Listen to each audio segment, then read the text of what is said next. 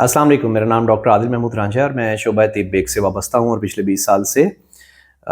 शोबा तिब में ही अपनी खिदमात as medical specialist सरंजाम दे रहा हूँ। आपको जो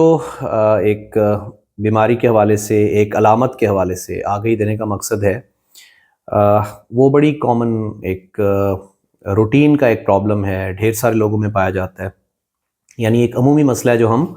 रोज़मर्रा में देखते हैं, हर घर में तकरीबन देखते हैं और तकरीबन हर शख्स ज़िंदगी में कभी ना कभी इससे मुतासिर होता है और इसे हम खांसी के नाम से जानते हैं। अब जब भी आपने खांसी को देखना है और इसको आपने आगे लेके चलना है और इसको हमने इस नतीजे तक पहुंचना है कि इस खांसी की बड़ी वजूहात क्या हैं, तो हम इसे पहले थोड़ा एक डॉक्टरी नुक्ता नज़र से 3 हिस्सों में तकसीम कर देते हैं। एक खांसी वो है जिसे हम एक्यूट कफ कहते हैं, यानी जिसमें 3 हफ्ते से कम की मुद्दत की खांसी होती है। कई कॉमन प्रॉब्लम है जिनमें थोड़ा बहुत आपका गला ख़राब हुआ उसके साथ हो गई, थोड़ा सा फेफड़े की इन्फेक्शन उसके साथ हो गई। सर्दियों में ये मसले बहुत कॉमन होते हैं, लेकिन अदरवाइज़ भी अक्सर व बेशतर लोगों में देखने को मिलते हैं। तो ये एक्यूट कफ होती है, इसके लिए हमें बहुत ज़्यादा टेस्टों की तशख़ीस की ज़रूरत नहीं होती। कई दफ़ा ज़रूर हम इसके लिए एक्सरेज़ करवा लेते हैं, गले का मुआयना वगैरह वैसे डॉक्टर के तौर पे ज़रूर कर लेते हैं, लेकिन एज़ सच इसके लिए कोई लंबी चौड़ी तशख़ीस की ज़रूरत नहीं होती ज़्यादातर मौक़ों पे। फिर उसके बाद एक आती है सब एक्यूट कफ। सब एक्यूट हम कहते हैं कि जो बहुत लंबी भी नहीं और बहुत छोटी भी नहीं, 21 दिन से कम भी नहीं, तो अगर 3 हफ्तों से लेकर 8 हफ्तों के दरमियान हो तो इसको हम सब एक्यूट कफ कहते हैं। और सब एक्यूट कफ की कॉमन कॉजेज़ में हम उसे कहते हैं कि post infectious reactive airway disease, कोई इन्फेक्शन हो गई है और उसके बाद आपके एयरवेज, सांस की नालियाँ थोड़ी सिकुड़ गई हैं, तो उसकी वजह से बंदे को कफ आती रहती है। उसके अलावा कुछ लोगों में जैसे ग़िज़ा ऊपर को रुजू करती है, ऐसे गले की तरफ उनकी जैसे रतूबतें जा रही होती हैं, तो उन लोगों के अंदर भी कई दफ़ा ये चीज़ नज़र आती है। कुछ एक ख़ास टाइम तक रहती है और उसके बाद जाके सेटल होती है। एक पर्टूसिस की बीमारी होती है, उसके अंदर इस तरह की खांसी ख़ास तौर पे बच्चों में, वो कुछ लंबा अरसा इस तरह से चल जाती है। और बाकी ये जो सीओपीडी, अस्थमा, यानी इन्हें हम कहते हैं ऐसी बीमारियां जिनमें निज़ाम तनफ़ुस की बीमारियां और लंबा अरसा चलने वाली बीमारियां, कई दफ़ा उनमें एक कोई छोटी सी इन्फेक्शन होती है तो थोड़ा सा खांसी उनकी लंबी चल जाती है और कभी कभी वो महीना 1.5 महीना रह जाती है। तो ये एक तरह से इस खांसी में भी शामिल होती हैं बीमारियां, और हम जिसे क्रॉनिक कफ कहते हैं उसमें भी शामिल होती हैं। क्रॉनिक कफ क्या चीज़ है? क्रॉनिक कफ ये है कि जब आपकी 8 हफ्ते से भी बढ़ गई, 8 हफ्ते से बढ़ गई, उसके अंदर भी गले में केरा सा गिरना, गले की एलर्जीज होना, लेकिन दमा उसमें सबसे कॉमन और सबसे बड़ी वजह है। और दमे के बहुत सारे लोगों में साथ में सीटियां सी बज रही होती हैं, थोड़ा रात के टाइम तंगी ज़्यादा होती है, यानी कई अलामात से वो वाज़े हो जाता है। लेकिन कुछ लोगों के अंदर सिर्फ और सिर्फ खांसी होती है, उसको हम कफ वेरिएंट अस्थमा के नाम से भी जानते हैं, तो वो वजह बन रही होती है उनमें खांसी की। कुछ लोगों में ऐसा भी होता है कि उनके अंदर हम इसे कहते हैं कि ये इससे हट के, जिसे हम कहते हैं कि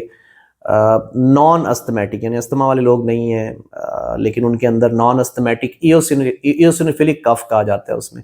कि वो लोग जिनके अंदर एटोपी, यानी अपनी फैमिली में, ख़ानदान में भी कई लोगों में ये मसला चल रहा होता है, आप टेस्ट कराते हैं तो उनके खून में इयोसिनोफिल ज़्यादा आते हैं, तो उससे हमें अंदाज़ा होता है कि ये नॉन अस्थमेटिक, यानी अस्थमा भी नहीं है, लेकिन इन लोगों की कफ कई दफ़ा बड़ा लंबा लंबा अरसा चलती है। और उसमें जब हम टेस्ट कराते हैं इयोसिनोफिल काउंट ज़्यादा मिलता है और पता चलता है कि इनकी कुछ एलर्जी का मामला इस नौइयत का है, जो आम जिसे हम हाइपर सेंसिटिविटी कहते हैं, गले की झिल्ली का एहसास होना, उससे हट के है, तो उसको हम एक अलहदा एंटिटी के तौर पे लेते हैं, नॉन अस्थमेटिक इयोसिनोफिलिक कफ। ज़रा डॉक्टर्स के लिए ये टर्म्स समझना यकीनन ज़्यादा आसान होगा। फिर उसके बाद मेडिसिन्स हैं, दवाइयाँ हैं, जिन दवाइयों में जैसे एस इनहिबिटर शामिल हैं। एक दवाई होती है जिसमें पेरिंडोप्रिल, लाइसिनोप्रिल, एक साल्ट होता है और एक चीज़ होती है हमारे जिस्म में जिसे ब्रैडिकाइनिन कहते हैं, तो वो उस सब्सटेंस, उस चीज़ को जाके ज़रा डिस्टर्ब करती है। तो जब ये लोग लेते हैं तो कई दफ़ा उनको लंबा लंबा अरसा खांसी रहती है। तो जब भी ब्लड प्रेशर की दवाइयाँ किसी को शुरू कराई जाए और उसके बाद वो पेशेंट कहे ये खांसी ब्लड प्रेशर की दवाई लेने के फ़ौरन बाद से लेके 5-7 दिन बाद से लेके 1 साल के अंदर अंदर किसी भी टाइम पे हो सकती है। और फिर एक ऐसी खांसी भी होती है जिसे हम कहते हैं क्रॉनिक रिफ्रैक्टरी कफ या क्रॉनिक इडियोपैथिक भी। कई दफ़ा बावजूद हम सारी चीज़ें तलाश करते हैं, हमें उसकी वजह नहीं मिलती। हम एम्पिरिकली, हम उसे मेडिकल टर्म में कहते होते हैं कि हम एक तजर्बाती तौर पे उस पेशेंट को सब चीज़ें भी देते हैं, यानी उसको एक हम इनहेलर भी देख लेते हैं, हम उसे एलर्जी की दवाई भी देख लेते हैं, हम उसे वो स्प्रे भी देख लेते हैं दे के जो गले की झिल्ली को, उसकी एलर्जी को ठीक करते हैं, लेकिन फिर भी उसकी खांसी बाकी रहती है। تو ہم کہتے ہیں یہ کرونک ایڈیوپیتھک کف ہے، یعنی جب ہم اس کی ایکس ریز بھی کرا لیں، HRCT بھی کرا لیں، سب کچھ دیکھ لیں۔ کیوں ہوتی ہے کھانسی؟ کھانسی کا ایک میکانزم ہے، کھانسی اگر ٹچ کریں آپ گلے کی کچھ جگہوں پہ تو ایک دم کھانسی چھڑ جائے گی، یعنی مکینیکل ٹچ ہم کہیں گے کھانسی کی ریزن بنتا ہے۔ اسی طریقے سے اریٹنٹس ہوتے ہیں، وہ چیزیں جو آپ کی گلے کی جھلی جو حساس ہوتی ہے اس کو اریٹیٹ کرتی ہیں، اس میں کیمیکلز بھی ہو سکتے ہیں، اس میں سپریز بھی ہو سکتے ہیں، اس کے اندر کوئی اریٹنٹس جراثیم کی شکل میں بھی ہو سکتے ہیں، وائرسز بھی ہو سکتے ہیں، کوئی بھی وہ اس کو اریٹیٹ کرتے ہیں، تو پھر ہماری ایک نرو ہوتی ہے ناڑ جسے ہم واگس نرو کہتے ہیں، وہ اس کی وجہ سے اس کو تحریک ہوتی ہے اور وہ سگنلز کو لے کے جاتی ہے دماغ تک۔ ہمارا جو کف سینٹر ہے وہ ہمارا ایک آرگن ہوتا ہے میڈلا، اس کے اندر موجود ہوتا ہے، وہاں تک لے کے جاتی ہے، اور پھر میڈلا سے واپس سگنل آتے ہیں، وہ سگنل آتے ہیں واگس نرو کے تھرو آتے ہیں یا فرینک نرو کے تھرو آتے ہیں، اور وہ جو ہمارے سانس لینے کے پٹھے ہوتے ہیں، ہم انہیں ایکسپیریٹری مسلز کہتے ہیں،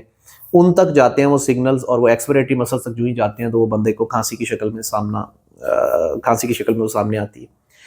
جب بھی ایسا پیشنٹ آئے تو آپ کو کیا کرنا ہے، آپ کو اس کا معائنہ کرنا ہے کچھ چیزوں کا، کوشش کریں کہ ہمیشہ اس کا گلے کا معائنہ ضرور کریں، کوشش کریں اس کے ناک کو اگر آپ دیکھ سکتے ہیں ضرور اس کا ایگزامینیشن کریں،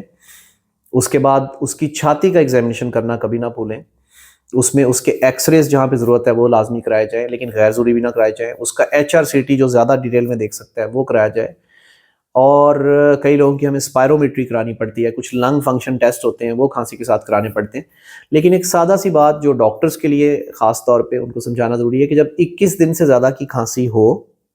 اور چھاتی کا ایکس رے ٹھیک ہو تو علم یہ سمجھاتا ہے کہ تقریباً 100 میں سے 90 لوگوں میں اس کھانسی کی وجہ جو زیادہ تر خشک ہوگی، اس کھانسی کی وجہ post bronchitis reactive air way disease ہوتی ہے، یا پوسٹ نیزل ڈرپ ہوتی ہے، یا گیسٹرو ایسوفیجل ریفلکس ہوتی ہے۔ تو یہ بڑی بڑی وجوہات ہمیں کھانسی کی ہمیشہ پتہ ہونی چاہیے، جہاں پہ یہ شدت اختیار کرے، جہاں پہ یہ ایسی ہو کہ کنٹرول نہ ہو رہی ہو، اس کی بڑی تفصیل سے اس کو ہمیں سارا دیکھنا پڑتا ہے، اس میں جانا پڑتا ہے، ڈیپتھ میں ٹیسٹ کرانے پڑتے ہیں، اور پھر جا کے ہم نتیجے پہ پہنچ پاتے ہیں۔ اس کے علاج میں سیدھی سی بات ہے الرجی کی گولیاں بھی شامل ہیں، اس کے علاج میں سانس کی نالیوں کو کھول دینے والی دوائیں بھی شامل ہیں، اس کے علاج میں وہ چیزیں بھی شامل ہیں جو ہم نے کف سپریسنٹ کہتے ہیں، اس پہ علاج میں وہ چیزیں بھی شامل ہیں جنہیں ہم کف ایکسپیکٹرنٹ کہتے ہیں۔ لیکن ایک بہت اہم بات جو اس سب سے سمجھانا مقصد ہے، اگر ایک شخص کی کھانسی کچھ لمبی ہو جائے تو آپ یہ کہیں کہ جی پہلے میں نے یہ اینٹی بائیوٹک کھائی ٹھیک نہیں ہوئی، اب یہ اینٹی بائیوٹک کھانی ہے، اب یہ اینٹی بائیوٹک کھاؤں گا ٹھیک، اس سے بڑی جہالت کوئی نہیں۔ کھانسی اور اس اینٹی بائیوٹک کا آپس میں کوئی تعلق واسطہ نہیں ہے، یہ بے وقوفی ہے، کم عقلی ہے اور جہالت ہے کہ آپ کی کھانسی لمبی ہوتی جائے اور آپ رنگ برنگی اینٹی، ہو سکتا ہے ہونے کو TB کی وجہ سے بھی ہو، لیکن یہ تو کوئی اس کا مطلب نہیں کہ آپ 2 دن آگمنٹن کھائیں، 2 دن لیووفلاکسسین کھائیں، 2 دن ایزیتھرومائسین کھائیں، تو یہ بے وقوفی ایک انسان کرتا چلا جاتا ہے، اور جبکہ کھانسی کی وجہ اس چیز سے نہ اس نے اس وجہ نے بہتر ہونا ہوتا ہے، نہ کھانسی بہتر ہوتی ہے، اور جو اصل میں اس کی وجہ ہوتی ہے اس کو آپ تلاش نہیں کر رہے ہوتے۔ تو کوشش کریں ہمیشہ اس کی وجہ کو تلاش کریں، اس کے مطابق ٹریٹمنٹ کریں، اور یہ نہیں کہ دنیا میں جس بھی شخص کو کھانسی ہوئی ہے وہ آ کے ہمیشہ ڈاکٹر سے کہتا ہے بس مجھے کھانسی کا شربت دیں، تو کھانسی بہت سے موقعوں پہ شربت سے ٹھیک نہیں ہوتی، جو اس کی وجہ ہوتی ہے آپ اس کو ٹھیک کرتے ہیں تو وہ ٹھیک ہوتی ہے۔ تو جب کبھی ایسے معاملات ہوں اپنے ڈاکٹر سے رجوع کیجیے تاکہ وہ آپ کو اس حوالے سے صحیح آگاہی دے پائے اور آپ کو صحیح نتیجے پہ لے جا پائے۔ بہت شکریہ۔